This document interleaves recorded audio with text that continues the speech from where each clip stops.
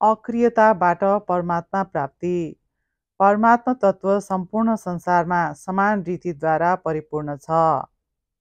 मया ततमिदं सर्वं सोहम सर्वभूतेषु। गीता 9:24। यदि कसैले उसलाई प्राप्त गर्न चाहन्छ भनेदेखि उसले कुनै पनि चिन्तन नगरोस्। जुन सर्वव्यापक छ उसको चिन्तन हुनै सक्दैन। कुनै पनि चिन्तन नगर्नाले हाम्रो स्थिति स्वतः परमात्मामा नै रहन्छ।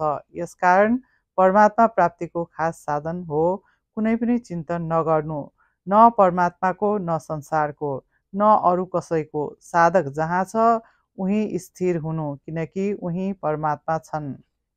सबै के हो? श्री स्वामी राम सुखदासजीको भनाइ। साधक जहाँ छन् उही स्थिर हुनु, किनकि उही परमात्मामा छन्। क्रिया त त्यसका लागि हुन्छ जो देश काल वस्तु आदिका दृष्टिले पर भिन्न छ, परन्तु जो सबै स्थानमा छ, सबै समयमा छ, सबै वस्तुहरूमा छ, सबै व्यक्तिहरूमा छ, सबै अवस्थाहरूमा छ, सबै परिस्थितिहरूमा छ, सबै घटनाहरू आदिमा छ, त्यसको प्राप्तिका लागि क्रियाको के जरुरत? चुप हुनु, शान्त हुनु, केही नगर्नु एउटा धेरै ठुलो साधन हो जसको पत्तो धेरैलाई छैन।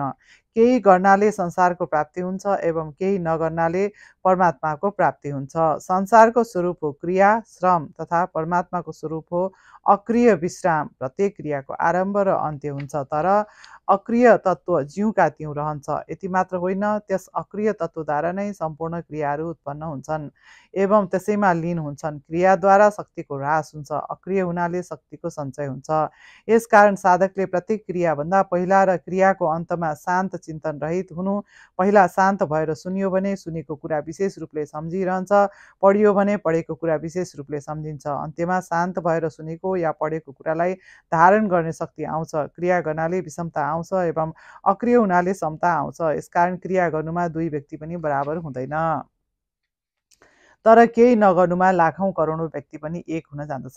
कोही विद्वान हुन् या मूर्ख हुन्, धनी हुन् या निर्धन हुन्, रोगी हुन् या निरोग हुन्, निर्बल हुन् या बलवान हुन्, योग्य हुन् वा अयोग्य हुन्, केही नगर्नुमा सबै एकै हुन्छन्। सबैको स्थिति परमात्मामा हुन जान्छ। तात्पर्य यो हो कि यदि कुनै पनि चिन्तन गरिन्छ भने संसारमा स्थिति हुन्छ, तथा कुनै पनि चिन्तन गरिन्न भने परमात्मामा स्थिति हुन्छ। वास्तवमा हाम्रो स्थिति स्वतः परमात्मामा नै छ, तर चिन्तन गर्नाले यसको भान हुँदैन।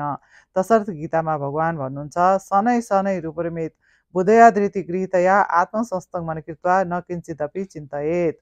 धैर्ययुक्त बुद्धिद्वारा संसारबाट बिस्तारै बिस्तारै उपराम हुनु र मन बुद्धिलाई परमात्मा स्वरूपमा सम्यक प्रकारद्वारा स्थापना गरेपछि कुनै पनि चिन्तन नगर्नु। तात्पर्य यो हो कि सात्विक बुद्धि र सात्विक धृतिद्वारा क्रिया र पदार्थ रूप संसारबाट बिस्तारै बिस्तारै उपराम हुनु। हतार नगर्नु, किनभने हतार गर्नाले साधना राम्रो हुँदैन। एक सच्चिदानन्द धन परमात्मा बाहेक केही पनि छैन, यस्तो निश्चय गरेर अनि कुनै पनि चिन्तन नगर्नु। परमात्मा स्वतः स्वाभाविक सत धन, चित्त धन र आनन्द धन छ। धनको अर्थ हुन्छ ठोस, सारो, जस्तो ढुङ्गा या सिसा ठोस हुन्, त्यसै भएर पनि तिनमा सियो उनिँदैन, परन्तु परमात्मा ढुङ्गा या सिसा भन्दा पनि ज्यादा ठोस हुन्। कारण ढुङ्गा या सिसामा त अग्नि प्रविष्ट हुन्छ, तर परमात्मामा कुनै पनि वस्तु प्रविष्ट हुन सक्दैन। यस्तो सर्वथा ठोस परमात्मालाई साधकले चिन्तन गर्छ भने त उल्टो परमात्माबाट टाढा हुन्छ। यसकारण ऊ जहाँ छ त्यही निन्द्रा आलस्य छोडेर बाहिर भित्रबाट चुप शान्त रहने स्वभाव बनाओस्। यो धेरै सुगम छ र धेरै राम्रो साधना हो। यसबाट ठुलो शान्ति मिल्दछ र सबै पाप ताप नष्ट हुन पुग्दछ। उपराम हुनुको तात्पर्य हो कि राग द्वेष हर्ष शोक सुख दुःख आदि द्वन्द्व नहोस्। जस्तो बाटोमा हिँड्दा कहीँ ढुङ्गा परिरहेको छ, कहीँ काठ दाउरा परिरहेको छ, कहीँ कागज परिरहेका हुन्छन्, तर आफ्नो उनीहरूसँग कुनै मतलब हुँदैन। यस्तै नै कुनै पनि क्रिया र पदार्थसँग आफ्नो कुनै मतलब नरहोस्। नैव तस्य कृतेनार्थो नाकृतेनेह कश्चन। गीता 3:18। तिनीहरूबाट तटस्थ रहोस्। तटस्थ रहनु पनि एक विद्या हो। साधकले तटस्थ रहेर सबै काम गर्यो भने ऊ संसारमा असङ्ग हुन जान्दछ। संसारमा संसारमा लाभ होस्, हानि होस्, आदर होस्, अनादर होस्, सुख होस्, दुःख होस्, प्रशंसा होस्, निन्दा होस्, त्यसमा तटस्थ रह्यो भने परमात्माको प्राप्ति हुन्छ। यदि ऊ त्यसमा राग द्वेष हर्ष शोक सुख दुःख गर्छ भने त भोग हुन्छ, योग हुँदैन। भोगीको कल्याण हुँदैन। त्यसै कारण तुलसीदासजी महाराजले भन्नुभएको छ, तुलसी ममता राम सो समता सब संसार, राग न द्वेष न दोष दुख, दास भए भव पार।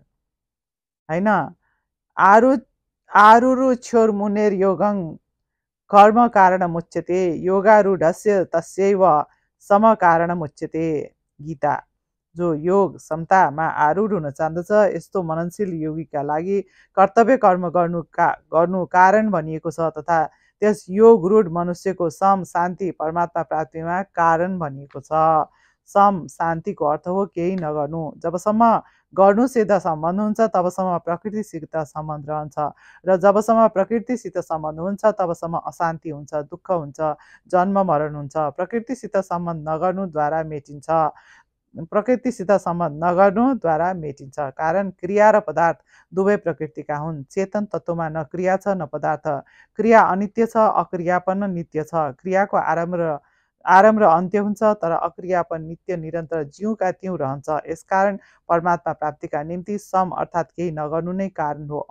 यदि यस शान्तिको उपभोग गरियो भने परमात्माको प्राप्ति हुँदैन। म शान्त हुँ, यस प्रकार शान्तिमा अहङ्कार लगाउनाले तथा बडो शान्ति छ यस प्रकार शान्तिमा राजी हुनाले शान्तिको उपभोग हुन जान्दछ। यसर्थ शान्तिमा व्यक्तित्व नमिलाउनुहोस्, बरु यस्तो सम्झनुहोस् कि शान्ति स्वतः छ। शान्तिको उपभोग गर्नाले शान्ति रहँदैन, बरु चञ्चलता आउँछ तथा निन्द्रा आउँछ। उपभोग गर्नाले शान्ति स्वतः रहन्छ। बिना क्रिया तथा बिना अभिमानले जुन स्वतः शान्ति हुन्छ त्यो योग हो। कारण के भने त्यस शान्तिको कोही कर्ता या भोक्ता हुँदैन। जहाँ कर्ता या भोक्ता हुन्छ त्यहाँ भोग हुन्छ। भोग हुनाले संसारमा स्थिति हुन्छ।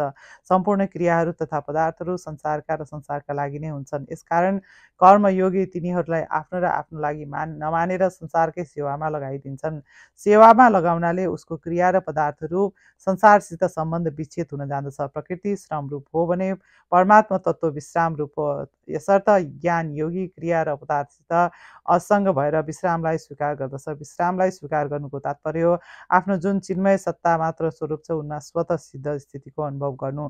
परन्तु भक्ति योगी भगवदाश्रयलाई स्वीकार गर्दछ, अर्थात् आफ्नो चिन्मय सत्ता मात्र स्वरूप पनि जसको अंश हो उनै भगवानको आश्रयलाई स्वीकार गर्दछ। सेवा र विश्रामबाट मुक्ति तथा भगवदाश्रयबाट प्रेमको प्राप्ति हुन्छ। यो एउटा सिद्धान्त हो कि जुन सर्वव्यापक तत्त्व छ यसको प्राप्ति कुनै क्रियाद्वारा हुँदैन। क्रिया गर्नासाथ हामी यसबाट अलग हुन्छौँ। यदि हामी कुनै पनि क्रिया गर्दैनौँ भने उस परमात्मा तत्त्वमा नै स्थिति हुन्छ। यसकारण साधकले हिँड्दा डुल्दा उड्दा बस्दा हरदम शान्त रहने स्वभाव बनाओस्। जय जय।